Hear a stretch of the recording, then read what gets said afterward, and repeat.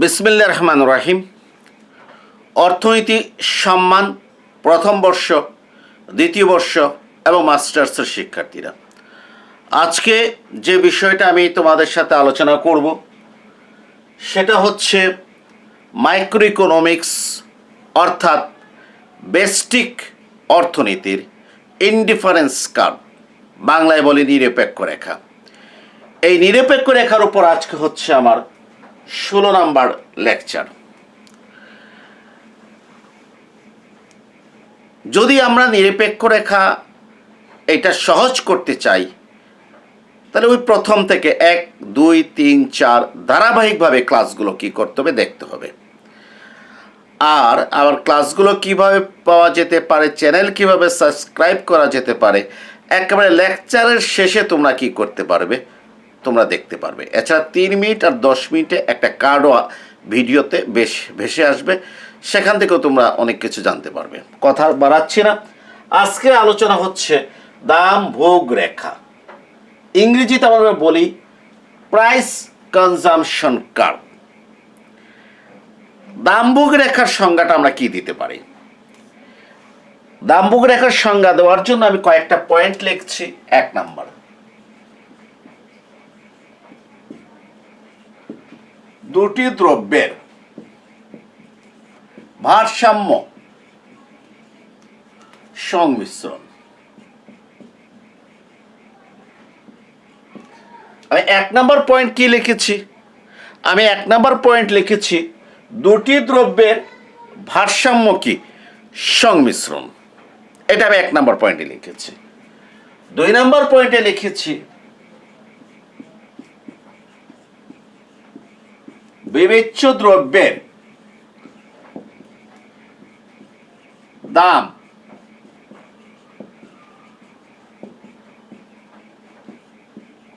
পরিবর্তনশীল। বিবেচ্য দ্রব্যের দাম পরিবর্তনশীল, অর্থাৎ আমি যে দ্রব্যের দামভোগ রেখা অঙ্কন করব, সেই দ্রব্যের দাম আমরা কি করেছি, পরিবর্তনশীল ধরেছি। আমি যদি এক্স দ্রব্যের দামভোগ রেখা অঙ্কন করতে চাই, তাহলে এক্স দ্রব্যের দাম পরিবর্তনশীল। ওয়াই দ্রব্যের দামভোগ রেখা যদি অঙ্কন করতে চাই, তাহলে ওয়াই দ্রব্যের দাম পরিবর্তনশীল ধরতে হবে। 3 নাম্বার,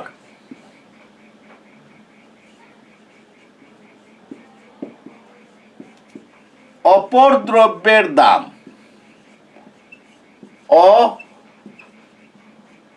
ভোক্তার আয় স্থির। 3 নাম্বার কি বলেছি? অপর দ্রব্যের দাম ও ভোক্তার আয় কি স্থির। এখন এই 3টা পয়েন্টকে সামনে রেখে আমরা দামভোগের রেখার সংজ্ঞা দেব।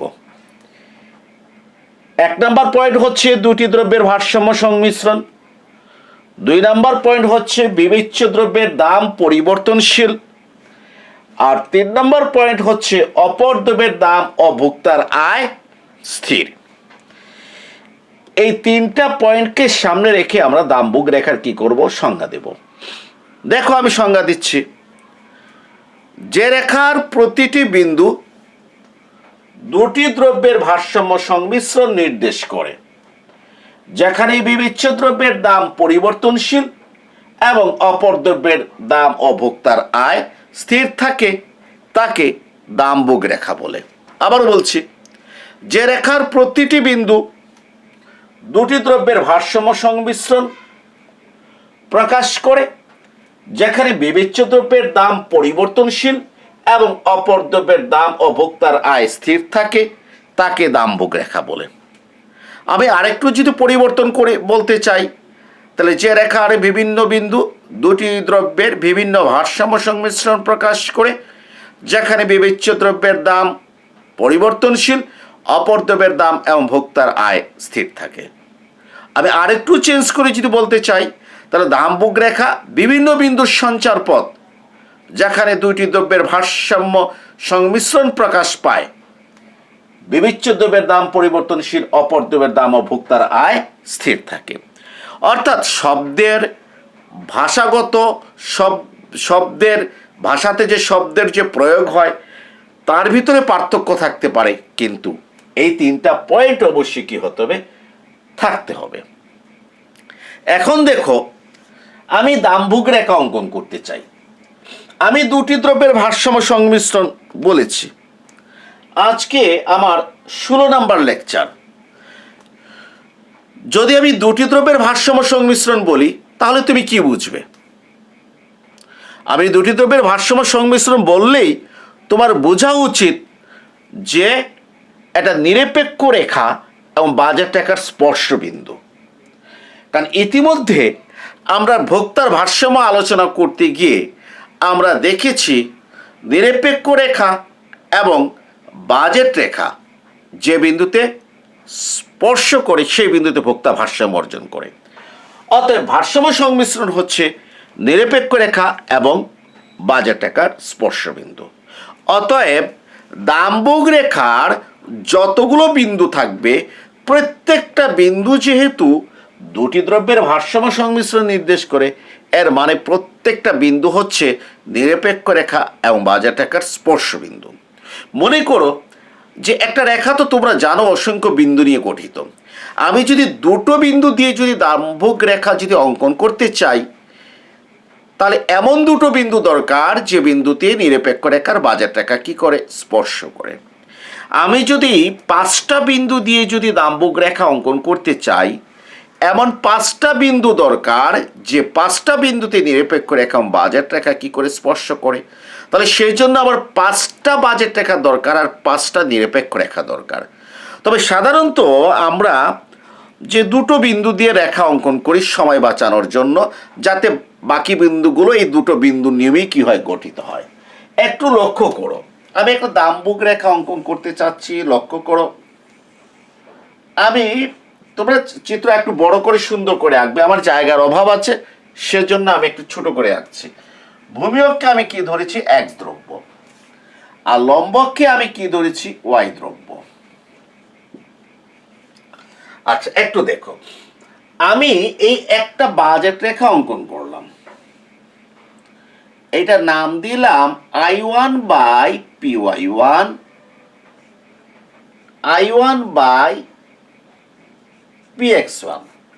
আমি ইতিমধ্যে এই I1 by PY1, I1 by PX1 budget রেখার সম্পর্কে ব্যাখ্যা তোমাদেরকে কি করেছি দিয়েছি। অর্থাৎ এই বাজেট রেখার প্রত্যেকটা বিন্দুতে ভোক্তার আয় হচ্ছে I1, x দ্রব্যের দাম হচ্ছে PX1, y দ্রব্যের দাম হচ্ছে PY1। এখন যে আমি x দ্রব্যের দামভোগ রেখা অঙ্কন করতে চাই তাহলে বিবেচ্য দ্রব্য হচ্ছে x দ্রব্য। আমাকে বিবেচ্য দ্রব্যের দাম পরিবর্তনশীল, x দ্রব্যের দাম আমি পরিবর্তনশীল বিবেচনা করলাম। মনে করি x দ্রব্যের দামটা কি হয়েছে হ্রাস পেয়েছে। আমরা তো ভালো করেই জানি যে x দ্রব্যের দাম যদি হ্রাস পায় তাহলে বাজেট রেখাটা এইভাবে লম্বক্ষ ঠিক রেখে ভূমিঅক্ষের দিকে ডান দিকে চলে যায়। এই গ্রিন কালার দিয়ে আমি কি দেখালাম যে x দ্রব্যের দাম কমার পর বাজেট রেখা, সেটা হচ্ছে কি দেখো, এই বাজেট রেখার নামটা হচ্ছে I1 by PX2, I1 by PX2। অর্থাৎ আমার x দ্রব্যের দামটা কি হয়েছে হ্রাস পেয়েছে। আচ্ছা এখন একটু লক্ষ্য করো তোমরা যে আমি তো দুটো বাজেট রেখা অঙ্কন করেছি, যে এই বাজেট রেখাতে x দ্রব্যের দাম PX1 আর এই সবুজ বাজেট রেখাতে x দ্রব্যের দাম PX2, মানে বিবেচ্য দ্রব্যের দাম পরিবর্তনশীল। এই শর্তটা ফিল আপ হয়েছে, ঠিক চিহ্ন দিলাম, ঠিক আছে জি।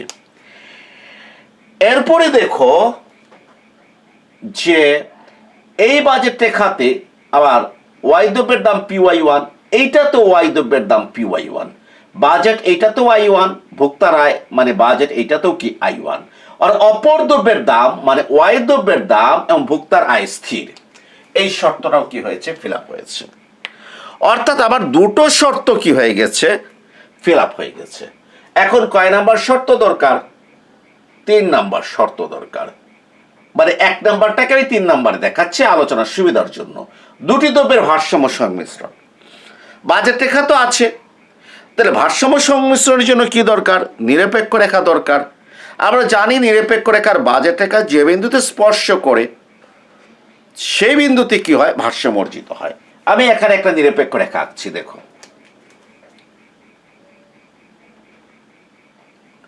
এই দেখো স্পর্শ করে আমি কি করেছি, IC1 নিরপেক্ষ রেখা অঙ্কন করেছি।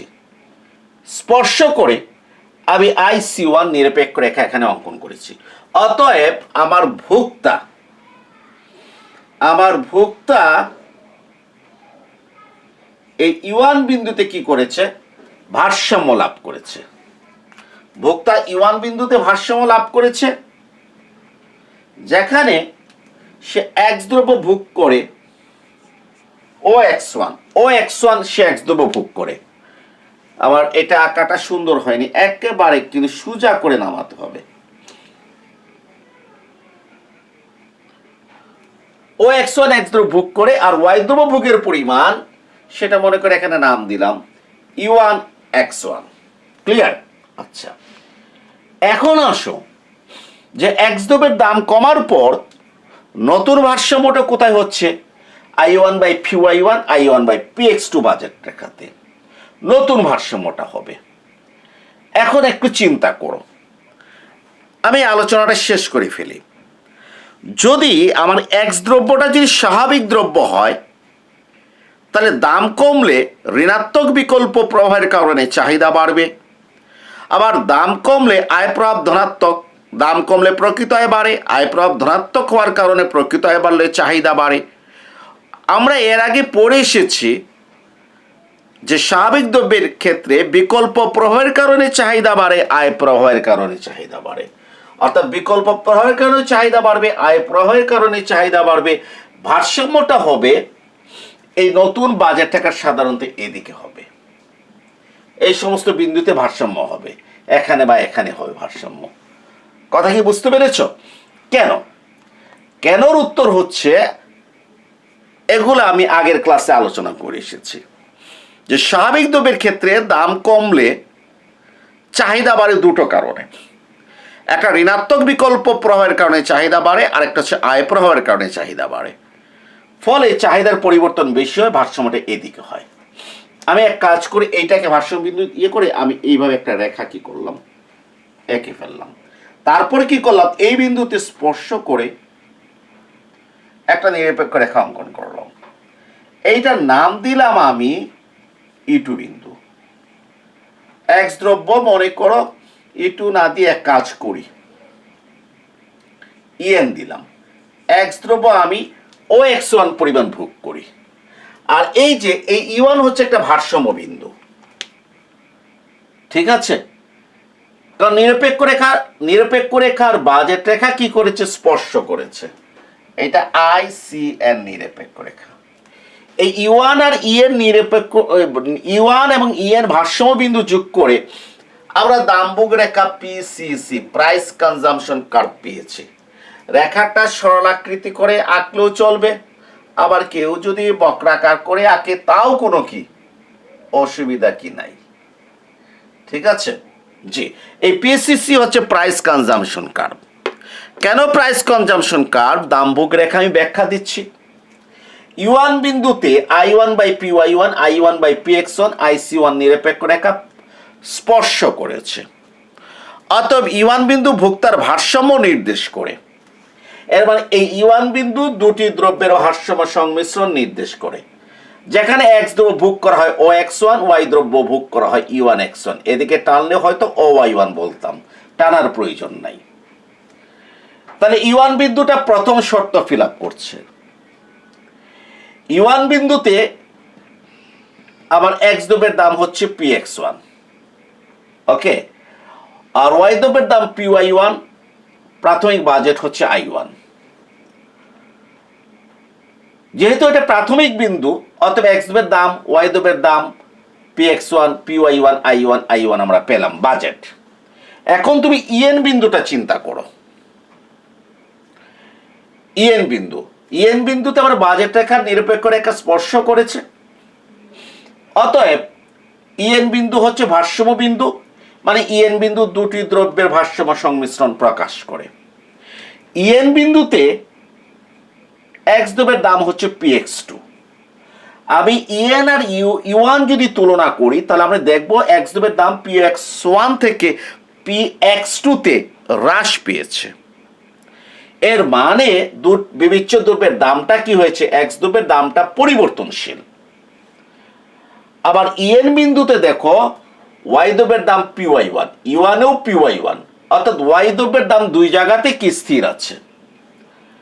ইউয়ান বিন্দুতে ভোক্তার আয় I1, ইএন বিন্দুতেও ভোক্তার আয় I1, বা এদিকে তাকাও I1, ভোক্তার আয়ও কি স্থির। তাহলে এই ইউয়ান এবং ইএন এই দুইটা বিন্দু দুটি দ্রব্যের ভারসাম্য সংমিশ্রণ নির্দেশ করে। বিবেচ্য দ্রব্য মানে এক্স দ্রব্যের দাম পরিবর্তনশীল, অপর দ্রব্যের দাম মানে ওয়াই দ্রব্যের দাম আর ভোক্তার আয় কি স্থির। অতএব দাম্বুক রেখার তিনটা শর্ত ইউয়ান আর ইএন বিন্দু প্রকাশ করে। এভাবে আরো অনেক বিন্দু আছে যেগুলো এই শর্তগুলো প্রকাশ করে আমি দুটো বিন্দু এঁকেছি। এই দুটো বিন্দু যোগ করে আমি দাম্বুক রেখা পেয়েছি, এবং এই দাম্বুক রেখাটা হচ্ছে স্বাভাবিক দ্রব্যের দাম্বুক রেখা। কেন আমি স্বাভাবিক দ্রব্যের দাম্বুক রেখা বলছি? কারণ স্বাভাবিক দ্রব্যের ক্ষেত্রে যে বিকল্প প্রভাবের কারণে চাহিদা বাড়ে, আয় প্রভাবের কারণে চাহিদা বাড়ে, অতএব চাহিদার পরিবর্তন বেশি হয়, অতএব এই বাজেটটাকে সাধারণত নিচের দিকে ভারসাম্য হয়, দাম্বুক রেখা ডান দিকে নিম্নগামী হয়। তো তোমরা মনে রাখবে স্বাভাবিক দ্রব্যের ক্ষেত্রে দাম্বুক রেখাটা ডান দিকে কি হয়, নিম্নগামী হয়। এখন যদি আমি নিকৃষ্ট দ্রব্যের ক্ষেত্রে যদি দাম্বুক রেখা যদি অঙ্কন করতে চাই, তাহলে তোমরা জানো নিকৃষ্ট দ্রব্যের ক্ষেত্রে বিকল্প প্রভাবের কারণে চাহিদা বাড়ে, আয় প্রভাবের কারণে চাহিদা হ্রাস পায়। কারণ দাম কমলে ঋণাত্মক বিকল্প প্রভাবের কারণে চাহিদা বাড়ে, দাম কমলে প্রকৃত আয় বাড়ে। নিকৃষ্ট দ্রব্য মানে ইনফিরিয়র গুডসের প্রকৃত আয় মানে রিয়েল ইনকামটা হচ্ছে ঋণাত্মক, ফলে প্রকৃত আয় বাড়লে চাহিদাটা কমবে। এক্ষেত্রে ঋণাত্মক আয় প্রভাবটা বিকল্প প্রভাবের চেয়ে ছোট, অর্থাৎ বিকল্প প্রভাবের কারণে চাহিদা যতটুকু বাড়বে, মনে করি এতটুকু বিকল্প প্রভাব আর এতটুকু আয় প্রভাব স্বাভাবিক দ্রব্যের ক্ষেত্রে। তো বিকল্প প্রভাবের কারণে চাহিদা যতটুকু বাড়বে, আয় প্রভাবের কারণে চাহিদা কমবে, তো বিকল্প প্রভাবের চেয়ে কি কম হবে, শেষ পর্যন্ত চাহিদা বাড়বে। দেখো এই ব্যাখ্যাটা কিন্তু এখানে দেওয়ার কথা না। আর কেউ যদি বুঝতে যদি অসুবিধা হয় যে নিকৃষ্ট দ্রব্যের ক্ষেত্রে স্যার বলল বিকল্প প্রভাবের কারণে চাহিদা বাড়ে, আয় প্রভাবের কারণে চাহিদা কমে, একটা বাড়ায় একটা কমায়, এই বিপরীতমুখী শক্তির পরিবর্তনের কারণে চাহিদার পরিবর্তন কম হয়, বিষয়টা বুঝলাম না। কারণ তাহলে আমি বলবো তুমি ধারাবাহিকতা লঙ্ঘন করে ক্লাস দেখছো, তোমাকে প্রথম থেকে ক্লাস দেখে আসতে হবে। অর্থনীতি কিন্তু এত সহজ না, আমি হঠাৎ করে একটা ক্লাস দেখলাম আর বুঝে ফেলবো, ঠিক আছে? যদি আমার লেকচার যদি পছন্দ হয়, মনে হচ্ছে না কিছু এখানে বোঝানো হচ্ছে, তাহলে তুমি যদি প্রকৃতপক্ষে বুঝতে চাও তাহলে প্রথম ক্লাস থেকে দেখে আসতে হবে। ওকে, তাহলে নিকৃষ্ট দ্রব্যের ক্ষেত্রে চাহিদাটা কম বাড়ে, এই জন্য ভারসাম্যটা সাধারণত এদিকে হয়, এদিকে হয়, মানে বিকল্প প্রভাবের কারণে চাহিদা বাড়ে, আয় প্রভাবের কারণে চাহিদা কমে, এদিকে ভারসাম্যটা হয়। ফলে দাম্বুক রেখাটা দেখো এইভাবে ডান দিকে ঊর্ধ্বগামী হয়। Price consumption curve, ICI, I মানে ইনফিরিয়র গুডস, EI, অর্থাৎ স্বাভাবিক দ্রব্যের ক্ষেত্রে এদিকে ভারসাম্য হওয়ার কারণে দাম্বুক রেখা ডান দিকে নিম্নগামী হয়, আর নিকৃষ্ট দ্রব্যের ক্ষেত্রে বাম দিকে ভারসাম্য হওয়ার কারণে দাম্বুক রেখা ডান দিকে কি হয়, ঊর্ধ্বগামী হয়। তবে নিকৃষ্ট দ্রব্যের ক্ষেত্রেও দাম্বুক রেখা ডান দিকে নিম্নগামী হতে পারে স্বাভাবিক দ্রব্যের ক্ষেত্রে মতো, তবে সম্ভাবনা কম। কেন সম্ভাবনা কম? ওই আগে বলেছি নিকৃষ্ট দ্রব্যের ক্ষেত্রে বিকল্প প্রভাবের কারণে চাহিদা বাড়লেও আয় প্রভাব চাহিদা কমিয়ে দেয়, ভারসাম্যটা এই সাইডে হয়, দাম্বুক রেখা ডান দিকে ঊর্ধ্বগামী হয়। এখন যদি আমি বলি গিফেন দ্রব্যের ক্ষেত্রে দাম্বুক রেখাটা কি হবে? গিফেন দ্রব্যের ক্ষেত্রে দাম্বুক রেখাটা বাম দিকে ঊর্ধ্বগামী হয়, এই যে এখান থেকে এদিকে বাম দিকে ঊর্ধ্বগামী হয়। কেন বাম দিকে ঊর্ধ্বগামী হয়? কারণ আমরা জানি গিফেন দ্রব্যের ক্ষেত্রে দাম আর চাহিদার ভিতরে একই মুখী সম্পর্ক বিদ্যমান। একই মুখী সম্পর্ক বিদ্যমান বলতে আমরা কি বুঝিয়েছি? একই মুখী সম্পর্ক বিদ্যমান বলতে আমরা বুঝিয়েছি দাম বাড়লে চাহিদা বাড়ে, দাম কমলে চাহিদা কমে। তা আমার তো এই ব্ল্যাক কালারের বাজেট রেখা হতে গ্রিন কালারের বাজেট রেখাতে যখন গিয়েছি, তখন এক্স দ্রব্যের দামটা px1 থেকে কি হয়েছে px2, মানে আমার এক্স দ্রব্যের দামটা হ্রাস পেয়েছে। তাহলে এক্স দ্রব্যের দামটা যদি হ্রাস পায়, তাহলে অবশ্যই গিভেন দ্রব্যের চাহিদাটা মানে এক্স এর পরিমাণটা কি হবে, হ্রাস পাবে। কেন? গিভেন দ্রব্যের ক্ষেত্রে দাম আর চাহিদার ভিতরে একইমুখী সম্পর্ক বিদ্যমান। এর কারণ হচ্ছে যে বিকল্প প্রভাবের কারণে দাম কমলে চাহিদা বাড়লেও গিভেন দ্রব্যের ক্ষেত্রে ঋণাত্মক আয় প্রভাবের কারণে চাহিদা কমে, ঋণাত্মক আয় প্রভাবটা বিকল্প প্রভাবের চেয়ে শক্তিশালী। ফলে বিকল্প প্রভাবের কারণে চাহিদা যতটুকু বাড়ে, ঋণাত্মক আয় প্রভাবের কারণে চাহিদা তার চেয়ে বেশি পরিমাণে কমে। শেষ পর্যন্ত গিভেন দ্রব্যের ক্ষেত্রে দাম কমলে চাহিদা কমে। তো দাম কমলে চাহিদা কমে, তাহলে তো আমাকে এদিকে বেক করতে হবে, কারণ আমার প্রাথমিক চাহিদা ছিল E1 বিন্দুতে OX1, আমি এদিকে বেক করব। মনে করি এখানে ভারসাম্য হয়েছে। তা ভারসাম্য যখন হয়েছে, তাহলে অবশ্যই আমাকে কি করতে হবে, নিরপেক্ষ রেখা অঙ্কন করতে হবে গিভেন দ্রব্যের, আর এটা হচ্ছে ইজি, ভারসাম্য বিন্দু হচ্ছে ইজি। ঠিক আছে, তাহলে আমাকে কি করতে হবে, গিভেন দ্রব্যের দাম্বুক রেখা অঙ্কন করব, E1 আর ইজি আমি যোগ করি, কারণ ভারসাম্য বিন্দুগুলো আমাকে কি করতে হবে, যোগ করতে হবে।